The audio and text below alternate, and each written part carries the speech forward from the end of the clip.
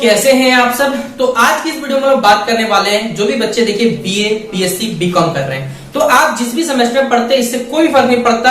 अगर आप अपने एग्जाम में देखिए एब्सेंट करते हैं, किसी भी सेमेस्टर की एग्जामिनेशन में, इंटरनल में एग्जाम एब्सेंट करते हैं, एक्सटर्नल में एब्सेंट करते हैं, तो आपको देखिए क्या करना होगा, आपके रिजल्ट पे देखिए क्या इफेक्ट पड़ने वाला है, ये तमाम बातें आज के सेशन में जानेंगे। तो आप सही बच्चे वीडियो के लास्ट तक बने रहिएगा। वीडियो पसंद आता है तो वीडियो को लाइक कर दीजिएगा, चैनल पर अगर न्यू आया तो सब्सक्राइब करिएगा और साथ में बेल आइकन पे क्लिक कर लीजिएगा ताकि इसी प्रकार पल पल का हर अपडेट आपको हमारे चैनल पर मिलता रहे। तो चलिए आज के सेशन को हम लोग शुरू करते हैं। देखिए सबसे पहले आप लोग बीए, बीएससी, बीकॉम जिस भी स्ट्रीम से बिलोंग करते हैं उससे देखिए कोई भी फर्क नहीं पड़ता। आप बीए कर रहे हैं, बीएससी कर रहे हैं, बीकॉम कर रहे हैं, ठीक है। आप तीनों स्ट्रीम में से अगर आपके पास देखिए बेसिकली दो प्रकार के एग्जामिनेशन होते हैं, एक इंटरनल होगा, एक एक्सटर्नल होगा।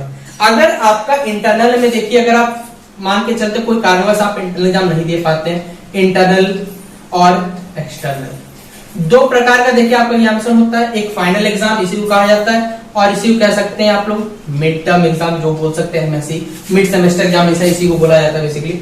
तो यहाँ इंटरनल और एक्सटर्नल में अगर आप लोगों का रिजल्ट फिर बोलो आप सही बच्चों के एग्जाम में एब्सेंट हो जाते हैं तो आपका देखिए दिक्कत क्या क्या होगा। देखिए अगर आप इंटरनल में अगर फेल आते हैं, इंटरनल फेल मतलब अगर आप इंटरनल मान के चलते एब्सेंट हो, किसी कारणवश हो सकता है, बहुत सारी सबके असुविधा होती है, तो इंटरनल अगर आप एब्सेंट हो जाते हैं तो आप लोग देखिए क्या करिए, जिस डेट पे आपका इंटरनल था उसके 1 या 2 दिन बाद अगर आप लोग कह सकते हो लायक रहते हैं कॉलेज जाने के, मतलब कुछ कंडीशन आपका सब बन जाता है सर, तो आप कॉलेज जाइए, अपने कॉलेज से टीचर से बात करिए, वो आपको इंटरनल देने दे सकते हैं, ठीक है। क्योंकि इंटरनल बेसिकली नहीं दिया जाएगा तो बच्चों का 1 साल पूरा बर्बाद हो जाएगा। इसलिए इंटरनल जब भी होता था पहले तो 2 बार इंटरनल होता था, ठीक है। कोई बच्चा किसी दिन छूट गया तो दूसरा इंटरनल देता था। इसीलिए आपसे भी बच्चों के पास मौका है कि अगर इंटरनल पहला वाला छूट जाता तो आप अपने जो भी रेस्पेक्टिव कॉलेज है आप वहां जाकर बात करिए, वहां जाके आप इंटरनल संबंधी जो भी अगर दिक्कत है वो वहां सुधारा जा सकता है। लेकिन अगर आप एक्सटर्नल एग्जामिनेशन देखिए एब्सेंट हो जाते, मान के चलते किसी कारणवश आप लेट हो गए, डिले हो गए, नहीं पहुंच पाए या फिर नहीं जाने पाए, कुछ बहुत सा घटना हो गया, तो आपको देखिए क्या होगा। पहला बात जानिए, अगर आप एक्सटर्नल किसी पेपर में एब्सेंट होते हैं, कोई भी पेपर, अगर आप मेजर पेपर देखिए, अगर अभी न्यू एजुकेशन पॉलिसी के बच्चे जुड़े हुए तो उनका अगर मेजर पेपर होता है, यही मेजर पेपर होगा।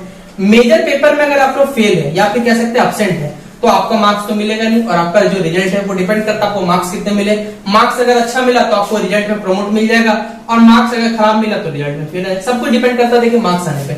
मेजर पेपर अगर आप क्या हो जाता है एब्सेंट हो जाता है तो आपका रिजल्ट में फेल या प्रमोट लग सकता है। तो आपको देखिए कौन कौन सा एग्जामिनेशन देना पड़ेगा, ये बात भी आपको डिपेंड करता होगा कि आप एब्सेंट हो गए तो आपका रिजल्ट तो फेल या प्रमोट आएगा, लेकिन कौन कौन सा एग्जामिनेशन देना पड़ेगा। देखिए अगर आप लोग मेजर पेपर में देखिए अगर आपका फेल आता है या प्रमोट आता है एब्सेंट के कारण, तो आपको इंटरनल में अगर आपका नंबर पास है तो आप लोग मत दीजिएगा। इंटरनल में अगर फेल है तो आपको फिर से इंटरनल देना पड़ेगा, बाकी प्रैक्टिकल के लिए तो आपको देना पड़ेगा। और देखिए जो पहले सेशन के बच्चे यानी जो कह सकते हैं न्यू एजुकेशन पॉलिसी तहत ऊपर से जो बच्चे जुड़े हुए उन बच्चों के लिए बता देता हूं कि अगर आप लोग एक पेपर में फेल होते हैं, एक कोर पेपर में फेल होने का मतलब होता है आपको सारे के सारे कोर पेपर देना पड़ेगा। यानी 3 कोर पेपर तो तीनों देना पड़ेगा, 4 कोर पेपर तो चारों देना पड़ेगा। ये दिक्कत होता है देखिए कोर पेपर का।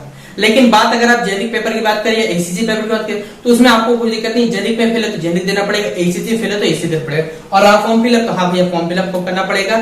जैसे आपके प्रीवियस सेशन के लड़के आएंगे या फिर जो भी आपके प्रीवियस सेशन के स्टूडेंट रहेंगे उनके साथ आपको क्या करना है, अपना बेसिकली एग्जाम फॉर्म फिलअप करना है और फॉर्म फिलअप देके आपको एग्जामिनेशन देकर अपना क्लियर करना है। यानी अगर आप एग्जाम में एब्सेंट होते हैं बीए, बीएससी, बीकॉम के किसी भी सेमेस्टर किसी भी स्ट्रीम बिलोंग करते हैं, इंटरनल में अगर आप लोग क्या हो जाता है एब्सेंट हो जाते हैं तो इंटरनल आप लोग देने का मौका मिल सकता है। अपने अपने कॉलेज से कांटेक्ट करके बात करके देखिएगा। बाकी एक्सटर्नल में कुछ नहीं हो सकता, तो एक्सटर्नल के लिए आपको फॉर्म फिलअप करना पड़ेगा। फॉर्म फिलअप करके फिर से एडमिशन हो रहा हो, फिर से एग्जाम देना पड़ेगा, तभी आप लोग देखिए उसको क्या कर सकते हैं, उस सेमेस्टर क्रॉस कर सकते हैं या फिर कह सकते हैं पास कर सकते हैं। तो ये कुछ बेसिक डिटेल्स थी कि अगर आप एग्जाम में एब्सेंट हो जाते हैं तो आपको क्या करना है क्या नहीं करना है। आशा करूंगा वीडियो पसंद आया होगा, पसंद आया तो वीडियो को लाइक और शेयर कर दीजिएगा अपने दोस्तों को। मिलते हैं नेक्स्ट वीडियो पे, तब तक के लिए जय हिंद, जय भारत।